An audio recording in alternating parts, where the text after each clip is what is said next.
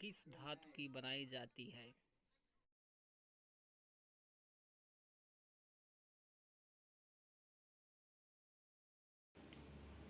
Question number first ये कह रहा है आग को निम्न में से किस वर्ग में रखा जाता है। इसका कहने का मतलब ये है कि आग को कितने ग्रेड में बांटा गया है। तो ये 4 भागों में बांटा गया है।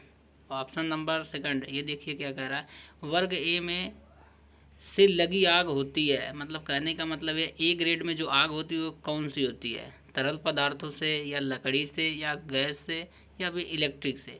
तो ए ग्रेड में जो आग लगी रहती है वो सॉलिड से लगी होती है। सॉलिड जैसे लकड़ी हो गया, कागज़ हो गया, कार्टन हो गया, इस सब चीज़ों से। अब देखिए तीसरे क्वेश्चन में क्या कह रहा है वर्ग बी में लगी आग होती है। बी में जो आग लगी होती है वो कौन सी आग होती है। तो आपको हम बता दें बी में जो होती है वो लिक्विड से लगी आग को रखा जाता है। जैसे तेल हो गया, अब तेल कोई भी हो सकता है, चाहे पेट्रोल हो सकता है, डीजल हो सकता है, इन सब चीज़ों से, या फिर आपका ग्रीस से भी लग सकती है, मोम वगैरह पैराफिन जिस भी मतलब से लगी होती है आग, लिक्विड वगैरह, वो सब बी ग्रेड में रखी जाती है। तो इसमें देखिए ऑप्शन नंबर आपका सी सही हो जाएगा, तरल पदार्थ। क्वेश्चन नंबर 4 में देखते हैं वर्ग सी में से लगी आग को रखा जाता है। सी में हम आपको बता दें गैस से लगी आग होती है वो सी ग्रेड में रखी जाती है। तो ऑप्शन नंबर डी सही हो जाएगा। और क्वेश्चन नंबर 5 में कह रहा है वर्ग डी में से लगी आग को रखा जाता है। तो डी में जो होते हैं वो आप बिल्कुल समझ लीजिए, डी में जो इलेक्ट्रिक से लगी आग होती है उनको रखा जाता है। जैसे शॉर्ट सर्किट हो गया, कभी कभी केबल ढीले रहते हैं या उससे हो जाता है, कभी कभी क्या बोलते हैं जो बोर्ड में सर्किट होते हैं ये सब ख़राब होने की वजह से कभी कभी आग लग जाती है। और एक और सबसे इम्पोर्टेंट भाग है जो आपको बता दें, कभी कभी पूछ लेता है मेटल से लगी आग को किस में रखा जाता है। तो मेटल से भी मतलब मेटल का कहने का मतलब ये है जैसे लोहे से जो होते हैं, लोहे स्टील, इनसे जो आग लग जाती है उनको भी डी ग्रेड में रखा जाता है। और इसके बाद हम आपको ये भी बता दें कि सबसे खतरनाक आग जो होती है वो भी डी ग्रेड की ही आग को माना जाता है। क्वेश्चन नंबर 6 आपको बताते हैं विद्युत से लगी आग को बुझाया जाता है। मतलब इलेक्ट्रिक से जब आग लग जाती है तो उसको किससे बुझाया जाता है। तो इसके लिए हम सीटीसी फायर एक्सटिंग्विशर का यूज करते हैं। सीटीसी का फुल फॉर्म होता है कार्बन टेट्राक्लोराइड। यदि ऑप्शन में हेलोन फायर एक्सटिंग्विशर देता है तो वो भी सही माना जाता है क्योंकि ये दोनों उसी के काम के लिए यूज करते हैं। अब क्वेश्चन नंबर 7, क्वेश्चन नंबर 7 क्या कह रहा है आप लोग इसका आंसर बताइए। देखिए कह रहा है कि गैस से लगी आग को निम्न में से किससे बुझाया जाता है। तो ऑप्शन इसमें आप देख लिए कौन सा सही होगा। सबसे पहले नंबर पे दे ड्राई पाउडर अग्निशामक यंत्र। ड्राई पाउडर अग्निशामक यंत्र के द्वारा ही गैस से लगी आग को बुझाया जा सकता है। कहीं कहीं पानी भी आपको लिखा मिल जाएगा लेकिन पानी बिल्कुल गलत है क्योंकि पानी अगर गैस से लगी आग है उस पर पानी फेंकेंगे तो बहुत तेज़ी से आग पकड़ेगा ना कि बुझेगा। तो इस बात का ज़रूर ध्यान रखें। क्वेश्चन नंबर 8 पूछ रहा है कि CO2 यानी कार्बन डाइऑक्साइड का प्रयोग जो है किस प्रकार की आग को बुझाने के लिए किया जाता है। तो ऑप्शन बी सिगरेट की आग को बुझाने के लिए कार्बन डाइऑक्साइड गैस का इस्तेमाल किया जाता है। क्योंकि आपको पता ही होता है होगा कि जहाँ पर कार्बन डाइऑक्साइड गैसों का मतलब छिड़काव किया जाता है वहाँ पर ऑक्सीजन की कमी कर देता है, इसलिए आग पर जल्दी से जल्दी काबू पाया जा सकता है। अब देखते हैं क्वेश्चन नंबर 9 और 10। ये दोनों क्वेश्चन बहुत ही मज़ेदार हैं, बहुत बार एग्जाम में पूछे भी गए हैं।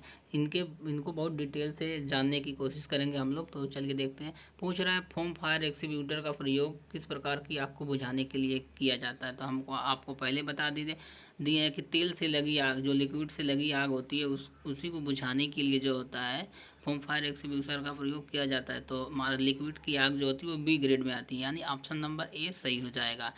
और सोडा एसिड एक्सटिंग्विशर का प्रयोग पूछ रहा है। सोडा एसिड एक्सटिंग्विशर का प्रयोग कब किया जाता है। ये भैया ए ग्रेड की आग को बुझाने के लिए किया जाता है। जैसे सॉलिड हो गया, लकड़ी, कोयला, कार्टन वगैरह, ये सबको बुझाने के लिए किया जाता है।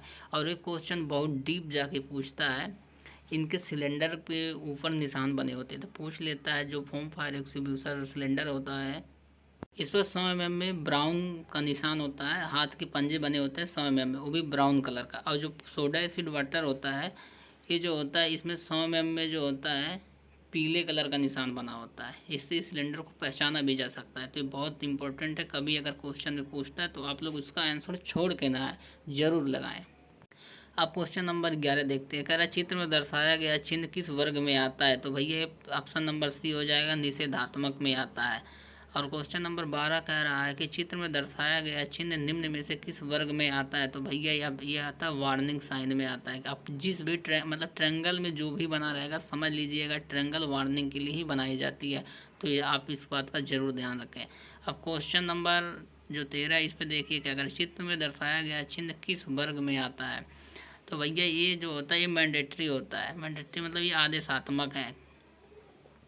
क्वेश्चन नंबर 14 ये में कह रहा है चित्र में दर्शाया गया चिन्ह निम्न में से किस वर्ग में आती है। तो भैया ये जो होती है आप लोग इसको देखे होंगे, ये इंफॉर्मेशन साइन है, ठीक, जो एम्बुलेंस पे लगी होती है। तो दोस्तों उम्मीद करते हैं क्वेश्चन आपको बहुत अच्छे तरीके से समझ में आया होगा। एक बार हम आपको और बता देते हैं कि जो आग को 4 भागों में बांटा गया है। ए ग्रेड, बी ग्रेड और सी और डी ग्रेड में बांटा गया है। ए ग्रेड की आग जो होती है लकड़ी से लगी आग होती है। बी ग्रेड की जो आग होती है वो तेल से लगी आग होती है, जो लिक्विड बोलते हैं।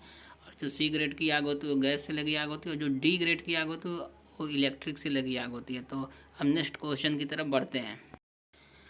इस डिवाइस का क्या नाम है? इस डिवाइस का नाम है फेस प्लेट। फेस प्लेट जो होता है टेढ़े मेढ़े जो आपको पकड़ने में बहुत ही सुविधाजनक होता है। इस पर जो है मेटल मतलब जो भी जॉब रहती है इसके ऊपर रख के हम नट बोल्ट से क्लैम्प कर लेते हैं। जबकि लेथ मशीन पे जो चक में नहीं पकड़े जा सकते उन जॉबों को हम इसमें पकड़ते हैं। ये जो हमारा फेस प्लेट होता है ये कास्ट आयरन का बना होता है। और कभी कभी क्वेश्चन में अगर फिगर दिखा के पूछता है कौन सी डिवाइस है तो आप लोग उसको छोड़े ना, देख लीजिए अच्छी तरीके से। इसी को फेस प्लेट बोला जाता है। जो स्लॉट कटे होते हैं इसी में नट बोल्ट के द्वारा हम अपने जॉब को क्लैम्प करते हैं। ये जो फिगर आपको दिखाया जा रहा है ये स्टैंडर्ड वायर गेज है। कभी कभी ऑप्शन में दिया भी रहता है इसका क्या नाम है, तो वहाँ पर दिया रहता है सीट एंड वायर गेज, वो बिल्कुल गलत होता है। तो आप इसको देख लीजिएगा। पूछता है कितने इसमें स्लॉट बने होते हैं, तो 0 से लेके 36 तक बने होते हैं। 0 नंबर वाला स्लॉट सबसे बड़ा होता है, 36 नंबर वाला स्लॉट सबसे छोटा होता है। इससे वायर और सीट की थिकनेस चेक की जाती है।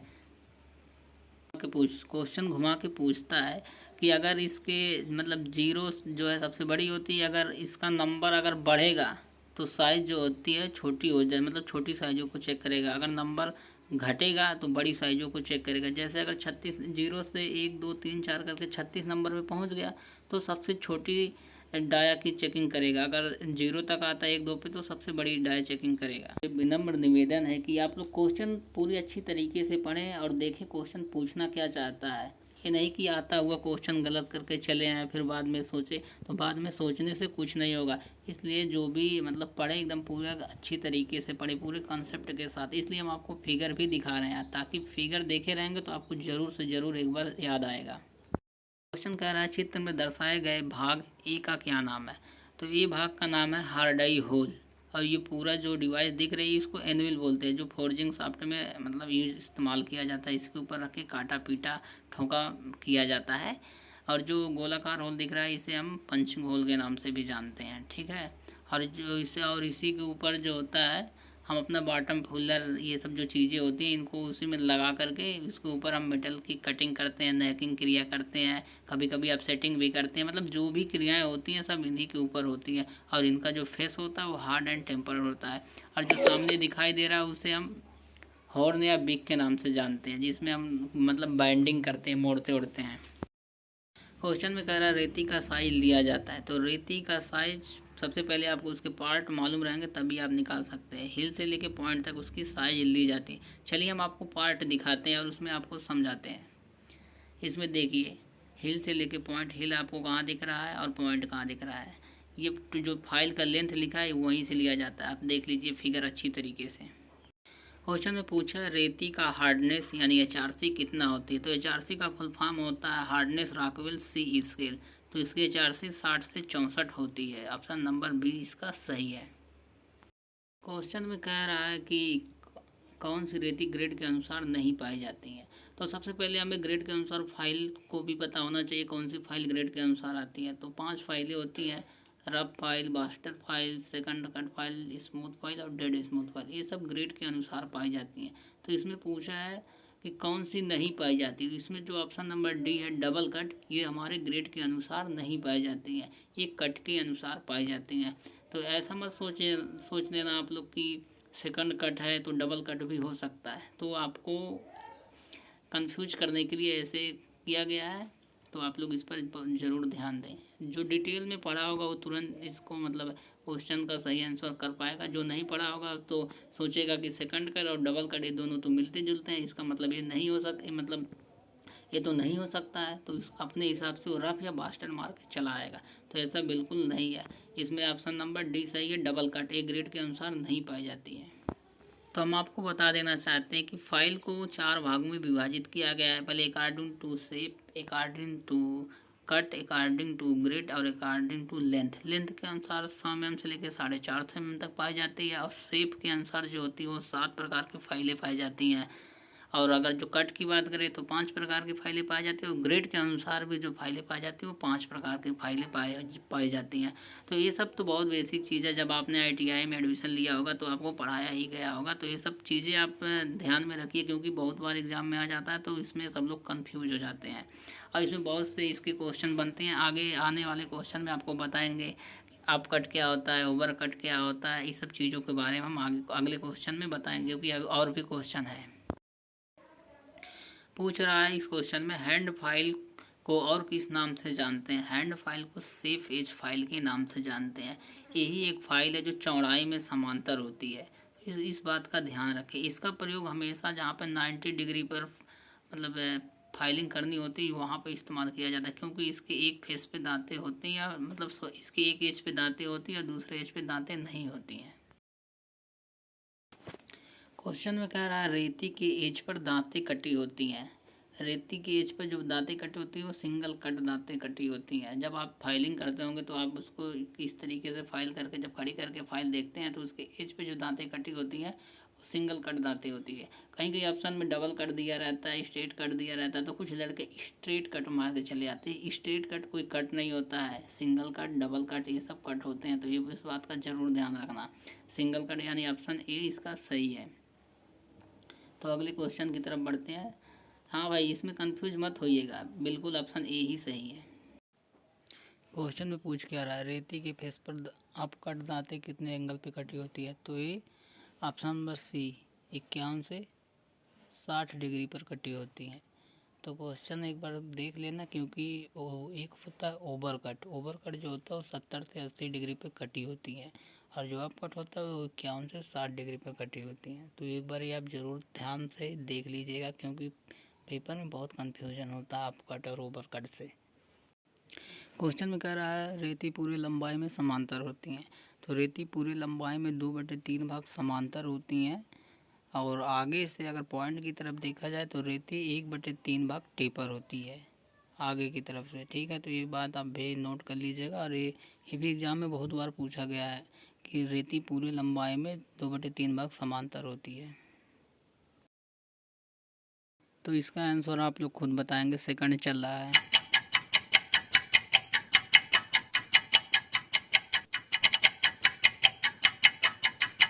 Option B.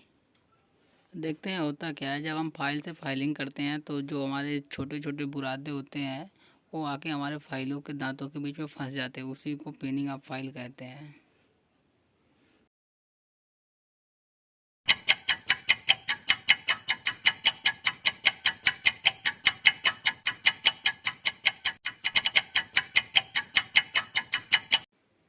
सॉफ्ट मेटल पे करते हैं, ऑप्शन बी। सेंटर पंच का एंगल कितना होता है।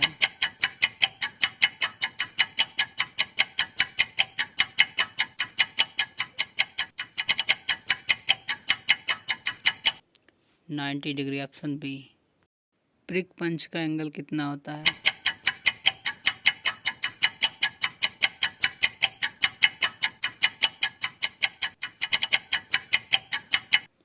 Option A 30 degree. रेती किस मेटल की बनी होती है। तो option number D high carbon steel hard and tempered. High carbon steel hard and tempered साथ में है, तो इस ऑप्शन नंबर डी सही होगा। डॉट पंच का एंगल कितना होता है। तो डॉट पंच का एंगल 60 डिग्री होता है। मार्किंग करते समय जो हम लोग पंचिंग करते हैं उसी के लिए यूज किया जाता है। कहीं कहीं देता है याददाश्त को मार्किंग करने के लिए। तो बात वही है, हिंदी में याददाश्त बोलता है, वैसे हम विटनेस मार्किंग भी बोलते हैं। तो ऑप्शन नंबर सी सही है इसका। या कभी कभी ऑप्शन में दे देता है मार्ग को चिन्हित करने के लिए, तो डॉट पंच का ही प्रयोग किया जाता है। चीजल किस मेटल की बनाई जाती हैं? तो चीजल हाई कार्बन स्टील की बनाई जाती हैं। चीजल मेनली दो प्रकार के होता है, एक हॉट चीजल और कोल्ड चीजल। हॉट चीजल का एंगल 30 डिग्री होता है और कोल्ड चीजल का जो एंगल होता है वो 60 डिग्री होता है। हॉट चीजल फोर्जिंग वगैरह में यूज करते हैं और साफ जो होता है कोल्ड चीजल ये साधारणतः कार्यों में यूज किया जाता है।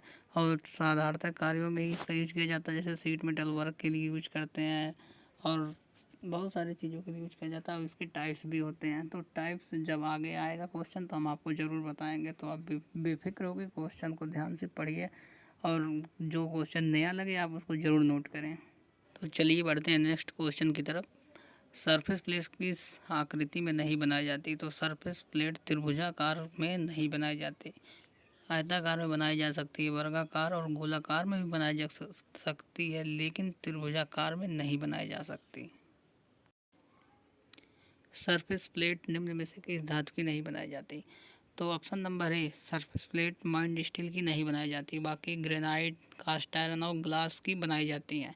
केवल ऑप्शन नंबर ए इसका राइट आंसर है, माइंड स्टील की नहीं बनाई जाती। नेक्स्ट क्वेश्चन क्या कह रहा है? धातु का वह गुण जिसमें सीटें बनाई जाती हैं, तो वो एक गुण होता है मैलिबिलिटी के कारण, जिसे हिंदी में आघात वर्धनीयता भी कहते हैं। तो ऑप्शन ए सही है। नेक्स्ट क्वेश्चन है, निम्न चित्र में दर्शाए गए आउटसाइड माइक्रोमीटर में लेबल किए गए ए भाग का क्या नाम है? तो ए भाग जो चिन्हित किया गया है उसको थिम्बल कहते हैं। तो ऑप्शन नंबर बी सही है इसका। तो बढ़ते हैं नेक्स्ट क्वेश्चन की तरफ। तो नेक्स्ट क्वेश्चन है दोस्तों, चित्र में एंगल प्लेट दिखाई गई है, इसमें भाग ए एक नाम होगा, मतलब ए भाग का क्या नाम होगा? तो सबसे पहले जानते हैं एंगल प्लेट, इससे जाप को सपोर्ट देने का काम करता है या मार्किंग करते समय सपोर्ट देने का काम करता है। कभी कभी जाप जब ज़्यादा कॉम्प्लिकेटेड रहता है तो हम इसे नट बोल्ट की सहायता से क्लैम्प भी कर लेते हैं। देख लीजिए स्लॉट कटा हुआ है, तो ये जो सपोर्ट प्रदान करने का काम करता है उसे रिप्स कहते हैं। इसी ए जो चिन्हित भाग है उसे रिप्स कहेंगे। ऑप्शन नंबर बी इसका सही आंसर होगा। तो ये बहुत ही अच्छा डिवाइस है, क्योंकि कभी कभी जब हम वर्नियर हाइट गेज से मार्किंग करते हैं तो बी ब्लॉक्स भी अगर नहीं रहता है तो एंगल प्लेट से हम जो है सपोर्ट प्रदान कर लेते हैं जाप पे मार्किंग करने के लिए, क्योंकि इससे भी रेफरेंस मिलता है। तो सरफेस प्लेट पे इसको रखते हैं, फिर वर्नियर हाइट गेज को रखते हैं, उसके बाद जाप को इसी के सहारे सटाकर खड़ा कर लेते हैं पूरे वर्टिकल पोजीशन में। उसके बाद वर्नियर हाइट गेज पे अपना जितने में स्केल भरना होता है भर के उसके बाद मार्किंग कर देते हैं। तो नेक्स्ट क्वेश्चन है, चित्र में दर्शाए गए उपकरण को पहचानिए।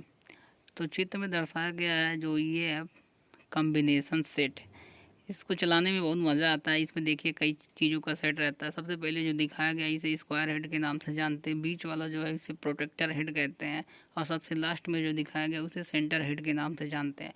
तो स्क्वायर हेड जो है उसमें बहुत सारे चीज़ करता है, जैसे उस पर स्पिरिट लेवल भी लगा होता है, ऊपर समतलता भी चेक कर सकते हैं, प्लस 90 डिग्री भी चेक कर सकते हैं, उसे 45 डिग्री का एंगल भी चेक कर सकते हैं। और उसके सबसे ऊपर जो छोटा पॉइंट दिख रहा है उसे नॉब स्क्राइबर कहते हैं, उसे मार्किंग भी की जाती है।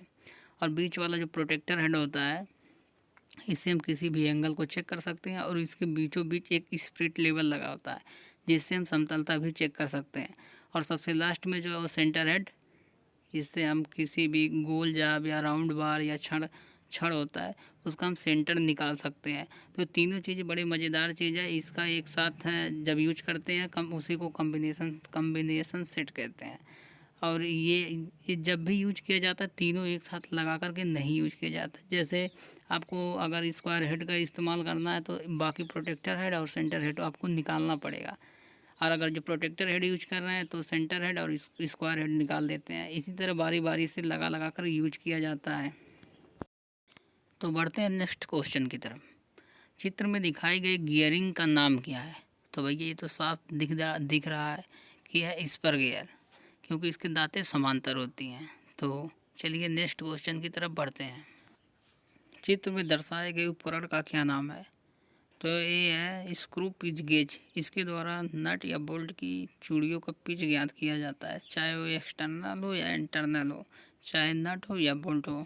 दोनों के पिच को अगर ज्ञात करना होता है तो स्क्रू पिच गेज का इस्तेमाल किया जाता है। ये स्टेनलेस स्टील का बना होता है। बढ़ते हैं नेक्स्ट क्वेश्चन की तरफ, देखते हैं क्या है।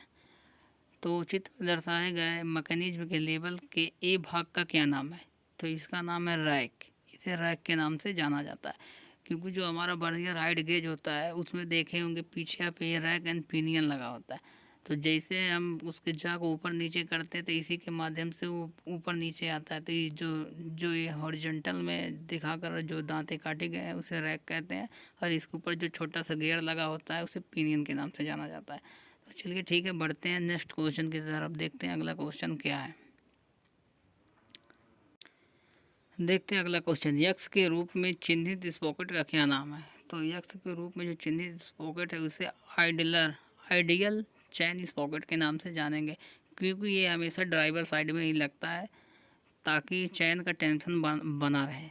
ठीक ना, अगर चैन बहुत ज़्यादा ढीला है तो इसी के लिए इसको लगाया गया है। तो आप समझ सकते हैं यक्स के रूप में जो छोटा सा दिख रहा है उसे आइडियल चैन स्पॉकेट के नाम से जानते हैं। तो दोस्तों बढ़ते हैं नेक्स्ट क्वेश्चन की तरफ। अगला क्वेश्चन देखते हैं क्या है।